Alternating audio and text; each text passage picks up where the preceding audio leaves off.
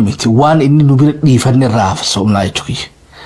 Hojii isaa gurjajjabduu nu bira dhiifate san jaalala saba kanaa qabu kan nu bira dhiifatee jira. Kanaaf nurraa fudhachuu hin dandeenye. Hacee nurraa fudhatan malee legacy isaa nu harkaa fudhachuu hin danda'an. Beetee hoggaa hacee yaadannu du'a isaa qofaan gad no madaa nuti ta'uu hin qabdu. Madaa nuti ta'uu qabu muudama nu ta'uu qabdi. Beetee carraa lama qabna. Akka shabboo miidiyaatti irraa wal mareenye. Dhiyoo ji'a tanaas boo'ichaan dabarsina moo ittiini boonnaadhaa caalu. So lamaanuu kanarraa tokko jechuudha. Takka beetee isa dhabuu keenyaa boo'u. Takka ammoo hojii inni nu dhiisee deeme saniin boonu. Ati kamtu irra diina garaa gubaa ugaanne Hacaaluu boo'urra Hacaaluudhaan boonuudhaatu beetee diina keenyallee mataa gaccabsiisa jenneeti amanna. Ni jiraa jechuu danda'uu qabnaani. Meegaa asirratti sagalee kannaddaa baatii amata guutuu yoo rabbiin fadee every year amma 2025 jalqabnee jirra. So guyyaa jiru hundaa'u namuu waan isarraa takka hojiilee isaa jajjabdu hundarraa'u isanii dhaleessina. So Hacaaluuf booyumo Hacaaluudhaan boonu. Warri lakki Hacaaluudhaan boonnaa jettan takka naahannaa. Warri lakki ji'a kanallee taaziyaa godhanneeti boonyeetta namoo lama naahannaa. Filannoon keenyaa jechuudha. I think akkasitti wanni maal beektee maal jettaniin jijjiiruun gaarii jechuudha. Roga isaa shifti godhuun barbaachisaadha fakkaata. Jecha kana jalaa badee barbaadetti isanii deebisa. So jijjiiruun roga jijjiirree scriptii flip goone waan positiivatti jijjiirachuu dandeenya jechuudha. Gaafiin guddoon jirtu Hacaaluu hundee isaadhaa Oromoon nama hedduu dhabdee jechuudha. Hoggaa 150 Abbishee Garbarraa, Leenjisoo Diigaa, Bakar Waaree, Wadaay Galmoodhaa, Hormooso ilaa hamma beetee Jiraataa Addasaa Birruu, Jaarraa Abbaa Gadaa, Elaboo Qilxuu, Mul'is Gadaa ilaa haggasa wagiitii fi ilaa maayii irratti ammoo ilaa battee urgeessatti Oromoon nama hedduu dhabne jechuudha. Akamatullee Ustaaz Kamaal Heeboodhaa nama hedduu nama jajjabaa hedduu dhabne ammoo Hacaaluutu hedduu garaa nama gubdii jechuudha. Waan akka dubbii Hacaaluu Oromoo madeessitee hin jirtu jechuudha. Duuti isaa hogguu haaree namattaati. Ammoo gaafii jirtu gurbaan kun bar dargaggeessaa jechuudha.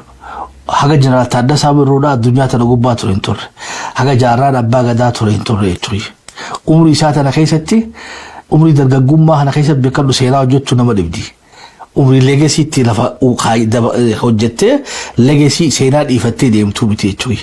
Umriitti dhifiifu umrii beektee seenaa akkamiin hojjedheettee barbaaddu malee umrii seenaa hojjettee ilmi namaatti si yaadatu miti jechuudha. Kichuudhaan nurraa kutanii. So maaliif dubagaa wanni Hacaaluudhaa tuni beektee namuu madaa adda qabaadha.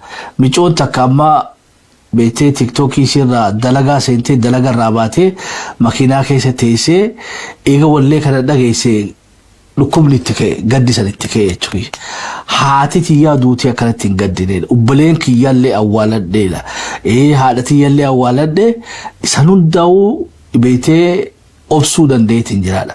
Hacaaluu ammallee haadha tiyyaa fi obboleen kiyyarraa olitti madaamtuu natti taateen dhugatti waan ajaa'ibaati ta'e isiin ibsattee jechuudha. Maybe yoo rabbiin fadhee namuu waan Hacaaluurraa waan yaadattan akkasitti hoggaa keessan isanii fi deddeebifnee warri tokko hannaa jirtan galatooma.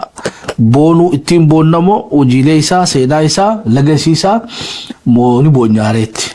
Kana akkasitti haa fudhannu. Shabboleen poostara amajjii takkarraa ilaa 30 kayyattu ji'a jaalalaa Haceedhaaf.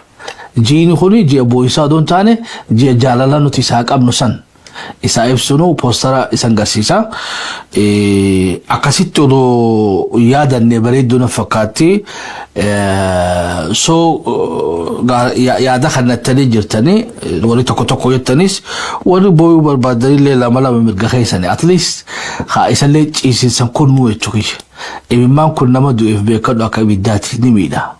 Kanaafuu imimmaan irraa dhiisaa gurbaan haa boqotu ammoo seenaa isaatiin haa boonne warra Hacaaluun irraa nyaate sana immoo mataa qaqqabsiisan jijjiiruu dandeenya jechuudha. Jijjiiruu dandeenya. Gaaffiin guddoon ammoo gaambeedhaaf Hacaaluun maalii dhugaa jettee ani wanni haga isaa beektee jireenya kiyya keessatti hedduu akkasitti na rifachiisee jirtu jechuudha. Akkuma hirriba keetiin niisii isaa dhagee mana barnoota deemuun irra ture yuunivarsiitiin deemuun irra ture akkuma hirriba keen ogwaan niisii ilaalu du'a isaa garaan ni nafe achi booda yuunivarsiitiin deebinee jechuudha. Tokko another amata sadii booda qaraatiitii itti deebi'e. So namu waan goote beekte naasuu isaa san keessa namu waan dhabee fi waan dhiisee qabaa jechuudha. An barnoota kiyya addaan kutee saniin jee naafsanii. Deebiitiif gaafadhe waa'ee Hacaaluun hagasta kanarratti influensii qabaa hagasta kan maaliif narratti sadarkaa isaatti maaliif onneetii keessatti mana jaarratee goyanne isumaatu nama isumaatu beektee goota jaalalaati isumaatu nu jaalata beekadha dhugaan jirtu sanuma jechuudha. Wanni sabni kun Hacaaluu raafuu dadhabee fi Hacaaluudhaatu Oromoo raafuu hin danda'in. Ittiin boona wal Oromoo tana dhugaa rabbi feetan inni dhugumatti addunyaa tanarraa wanni Oromoo ol isa boonsisu bar waa'ee keenyaa ubbaa dubbatu bar qabrar jee haasawa bar in agarreessa isa mee waa'ee Oromoodhaa ugaanni afaan Amaaraatiif miidiyaa alagarra dubbatu laala namni haga beektee Hacaaluudhaa konfidensiidhaan haga Hacaaluudhaa dubbatu hin jiru waxabajii takkarraa ilaa 30 ji'a beektee Oromoon jaalala Hacaaluudhaaf qabnu ibsinu jechuudha. Isaniif maali jechuudha. Anaaf haga inni Oromoo jaalatu sanii tokko isa jaalatu na godhe jechuudha. Iddoo inni Oromoodhaaf qabu sani beektee ana biratti illee akka iddoo jabdu qabaatu godhe jechuudha. Lammaffaa anaaf Hacaaluun maali godhatan silaa bara haga inni nu jaalatu hoggoloonni keenya Oromoof Oromummaa jaalatanii barqaata bilisoomneedha. So gaafin guddoo fi barnoonni guddaan namni Oromoodhaaf dubbattu namni Oromoof hojjedha jettu haga Hacaaluun ummata fi jaalatu ni jaalattaa'idha tawakko. Khani beektee lammaffaa haga Hacaaluun ummata fiitiif goggodhattaa'idha. He's humble bara. Banda maftulu miti bari guddaa hoggoloonni keenya namni xiqqishoo waa baradhe iyyuu barnoota keetiin Oromootti boontaa jechuudha. Miilana irraa dhiqaa jettaa jechuudha. Paartii ajajjuu fi abbaa qabeenyaa taates waan qabdu saniin saba kanatti boonuu barbaadda jechuudha. Bara Hacaaluun nama qabeenya guddaa kannaa guddaa kana qabu hoggaa Oromoo arke beektee akka daa'imni miila haadhatti maramtutti Oromoo goggodhataaf jechuudha. Akka dachitti afamaaf bara. Wanda goggore Hacaaluun bari nama hoggaa Oromoo arke Oromoo tanaaf goggodhatu jechuudha. Wannummaa quality ga barnoonni guddaan akkanam tokkotti gaamen Hacaaluurraa quality isarraa amala isarraa akhlaaqa isarraa maal barattee yoonaan jettan tawaadu. Khannaas hoggaa saba kana tajaajiltu saba kana beektee kabaji sabni kun kabajaa qaba. Saba kana ifii ol godhe beektee irratti beeyni matarra baadhadhu deemee saba kana wanni Hacaaluurraa legacy isarraa an baradhe tokko kanaa jechuudha. So jaalalaa fi kabajaa inni Oromoodhaa qabu. Na harkaas hin juba hojiilee inni dalage gurguddoon ta'inni eega du'eefaa dhageenye jira jechuudha. Haaloo daawweedhaa namni dhokatee geessee fi jechuudha dhokatee gargaaraa haaloo daawweedhaatis. Bar dhokatee miidhaa Oromoo hin danda'u bara. Miidhaa Oromoo hin danda'u. Miidhaa Oromoodhaa taa'ee ilaaluu hin danda'u jechuudha. Namni silaa mootummaa maxxanee biiliyeenara ta'u namni aartii isaatis yoo fedhe aartii isaa gurguratee biiliyeenara ta'uu danda'u yoo fedhellee mootummaa maxxanee akka nugusattuu ilaalamuu danda'u namni Hacaaluu olii jiru natti hin fakkaatu. Inni deebar ani qaaliidha jeebar ani gurguramu jeebar na bitachuu hin dandeessan gatiin tiyya qaaliidha.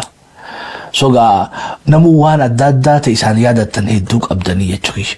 Soga ji'a kana keessatti ji'a jaalalaa ceedhaa qabnutti ibsannu mee isan biratti na Oromoon goota hedduu qabdi. Oromoon beetee beekaa hedduu qabdi. Artistii hedduu qabdi. Maaltu Haacaaluu siif adda godhe? Namu profaayila keessan godhatanii ji'a kana yoo rabbiin fedhe arra jalqabne jirra warri USA dha atiin borona fakkaata waxabajjiin takka namu barreessaa waa isaa dubbadha booyisaa memma ka barbaadu ittiin boonuutti dhaadachuu waan isarraa barannu hedduudhaa jira. Waan isarraa barannu hedduudhaa jira. Tokko jaalala beetee inni Oromoodhaaf qabu waa hunda oolu Oromoo jaalachuu. Lammaffaa konfidensii inni Oromoo irra qabu. Konfidensii Oromoo irra qabu. Sadaffaa he is humble. Bal hin boonu gurbaan kun hin boonu Oromootti. Ani isaa Oromootti boonu lagar. Waltajjii gubbattiin arkeenii isaa beetee wallisu micoon tokko dhufteetti miila isarra jiite irra jigee jechuudha. Sakandii irraan fudhanne jechuudha. Akkanatti fiiganii si ilaaluun barbaanne waggaa isin dhuftee irra jigee jechuudha. Irra jigeetii isin fuudhee ol ka'e. Dubbii keessanii galaayyuu. Qualitiin isaa tuni yoo beetee akhlaaqni Oromoodhaa eenyu qabuu kanaan jettan taar karaktara Oromoodhaa safuu Oromoodhaa eenyu qabuu kanaan jettan Haacaaluu Hundeessaadhaati.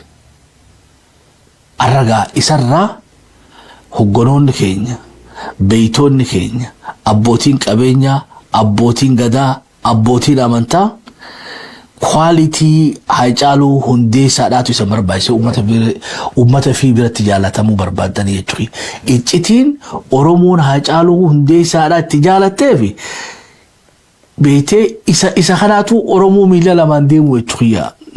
Oromoon eenyu fakkaattee yoo jaalatu bifa qabaattee Haacaaluu Hundeessaa fakkaattee jechuudha. Bariyo hoggaa nama muslimaa hoggaa waliin taa'e bari hagaatuu saboo Haacaaluun kun muslima itti shakkitu geessaa jechuudha. Amantaa keessii kabajee hoggaa ortodoksii akkasii hoggaa beetee protestaantii bira dhaqee hoggaa kaatolika bira dhaqee akkasii hoggaa ortodoksii jeetiin jira hoggaa waaqeffataa bira dhaqees amantii sin loogu jechuudha.